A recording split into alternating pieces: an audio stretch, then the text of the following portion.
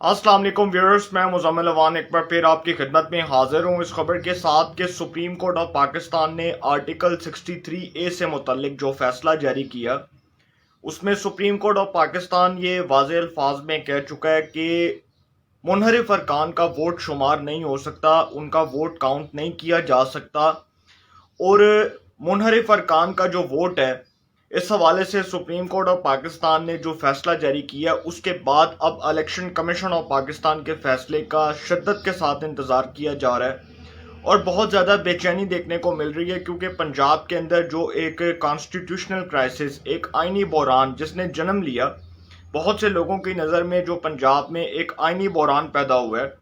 उसके बाद अब ये बात की जा रही है कि क्या इलेक्शन कमीशन ऑफ पाकिस्तान इस तर्ज के ऊपर ये फैसला जारी कर सकता है कि हमजा शहबाज साहब की हुकूमत को सिर्फ ये बात कहते हुए जी फारिग कर दिया जाए कि आप एक बार फिर वोट लें, आप एक बार फिर जाकर पंजाब में कायदे अवान का इंतखाब लड़ें, क्योंकि आप मुनहरिफ अरकान के वोट से वज़ीर आला पंजाब बने। तो ये एक जो है ना, एक प्लानिंग हो रही है लोगों के ज़हनों में कि यार हो सकता है कि might be possible election commission of Pakistan का इस तर्ज की बुनियाद पर एक फैसला जारी हो जाए और उसके बाद हमजा शहबाज साहब को एक बार फिर एतमाद का वोट लेना पड़े। लेकिन इसमें मैं एक बात ऐड करता जाऊं कि जो सुप्रीम कोर्ट ऑफ पाकिस्तान का डिसीजन है,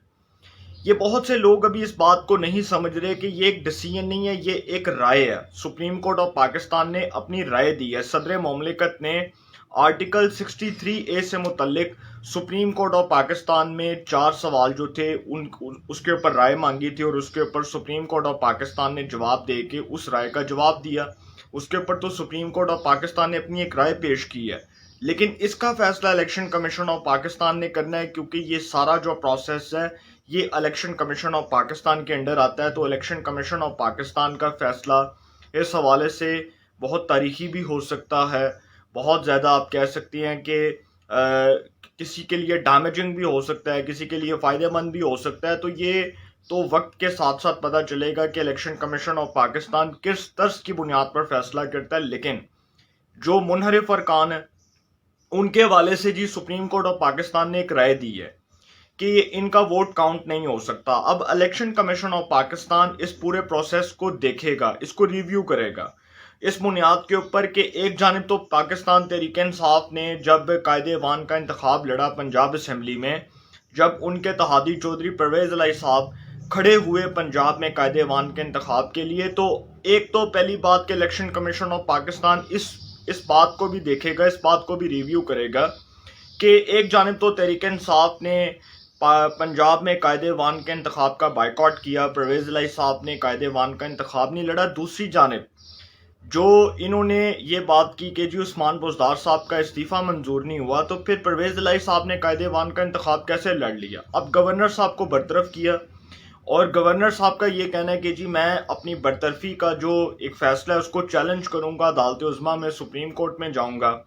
तो हो सकता था कि एक पॉसिबिलिटी बन सकती थी कि शायद गवर्नर साहब वज़ीर आला पंजाब हमजा शहबाज साहब को कहते कि आप एतमाद का वोट लें, चूँकि अब कायम मुकाम स्पीकर पंजाब असम्बली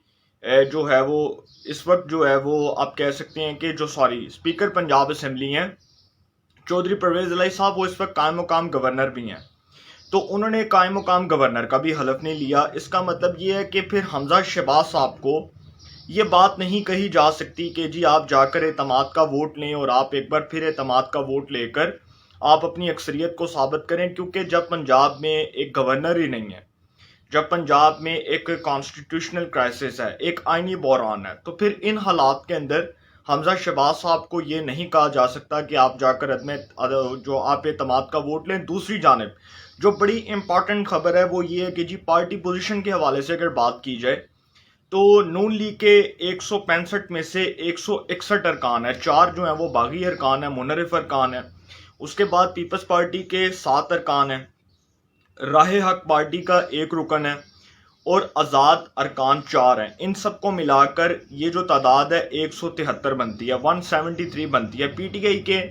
वो जो 25 मुनहरिफ अरकान थे उनको निकाल कर 158, उसके बाद मुस्लिम लीग काफ के 10 और उसके बाद एक आज़ाद रुकन, ये मिलाकर बनती है 169 और वो बनती है 173। تو حمزہ شہباز صاحب جو ہیں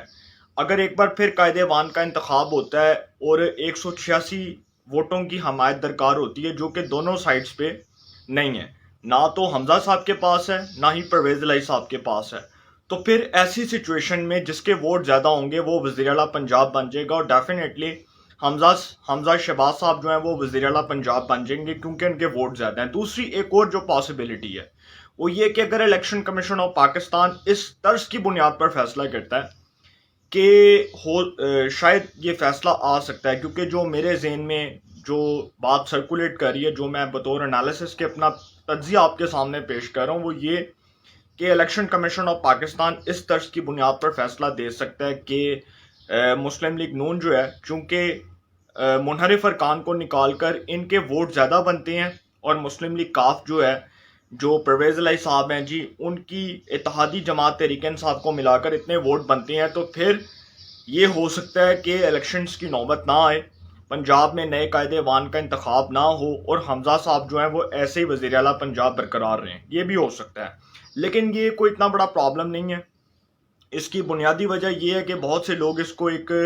کرائسس قرار دے رہے ہیں۔ ضروری نہیں ہے کہ یہ ایک بہت بڑا کانسٹیٹیوشن کرائسس ہو، آئینی بحران ہو، اور اب تک کی جو صورتحال ہے اس میں کسی حد تک ہم یہ کہہ سکتے ہیں کہ کچھ حد تک پنجاب میں بحران ہے، لیکن یہ آنے والے دنوں میں ٹھیک ہو جائے گا۔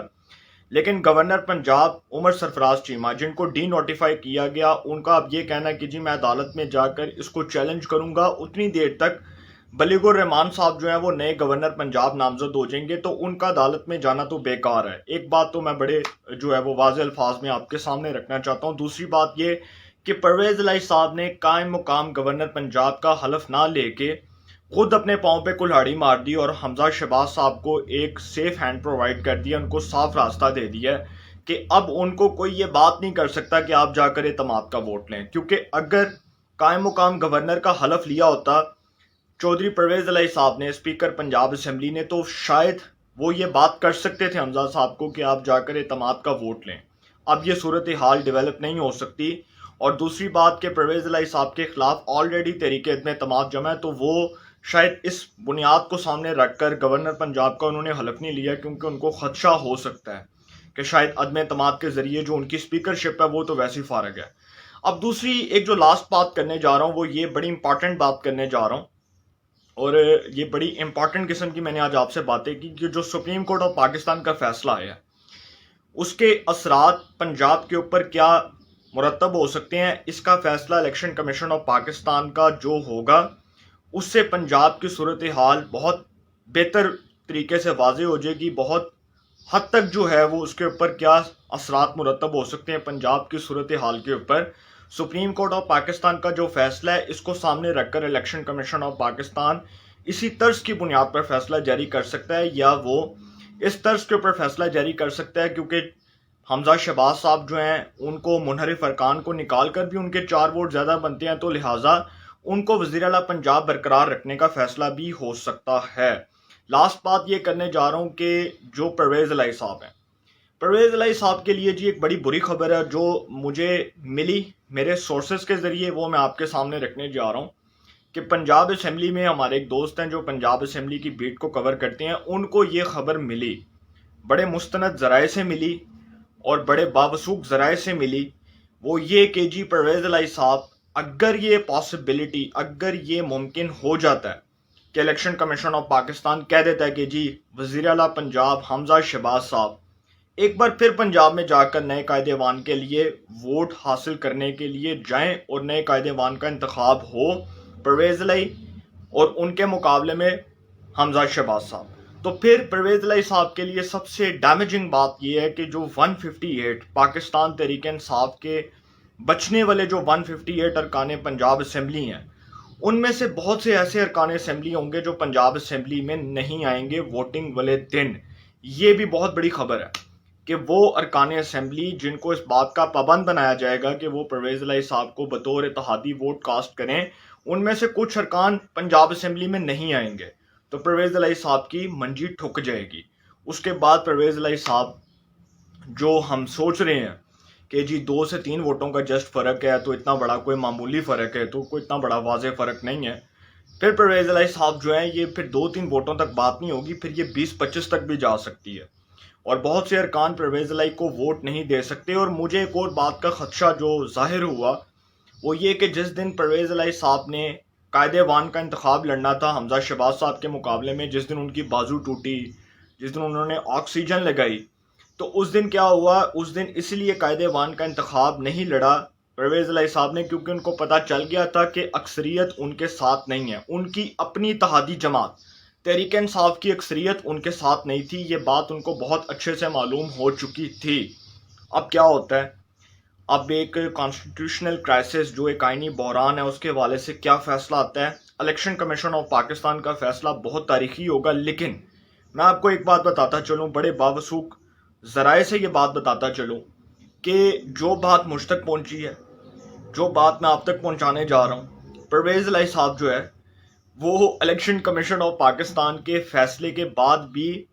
ان کے لیے کوئی راستہ نہیں ہے۔ الیکشن کمیشن آف پاکستان کا فیصلہ بھی ان کو نہیں بچا سکتا،